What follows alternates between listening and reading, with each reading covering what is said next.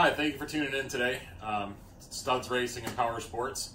Today we're going to talk about how to measure your belt on your torque converter setup, and we're going to go over that really quick here. It's actually very simple. I already started some of the work.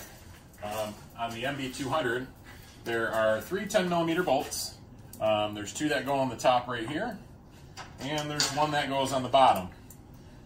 That comes right off, real easy. Just use some care. This is kind of some thinner plastic. Don't be too rough with it. I've had them break. Sometimes they get a little stuck on there, or they're a little bit older and they break. So you have two different torque converters that you're dealing with when you're measuring for a belt. You have a 20 series, which is symmetrical, and then you have a 30 series, which is asymmetrical.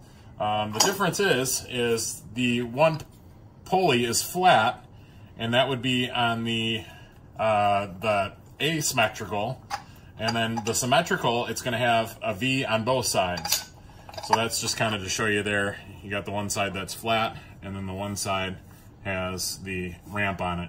Again, the other one, the 20 series, will have a ramp on both sides. You also have two different types of drivers. You have a 6 and a 7-inch in the rear.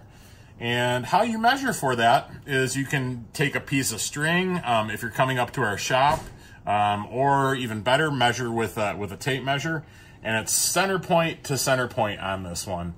That's what you want to make sure you measure. So directly from center here to center here, this will give you your measurement, and then we need to know if it's a 20 series symmetrical or a 30 series asymmetrical.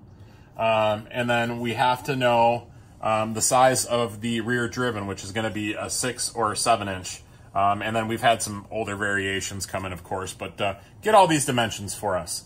And then what you want to do is up on our website, we're going to have this list here, and it actually shows you the measurements and what belt number to use accordingly. And this will get you going on your belt.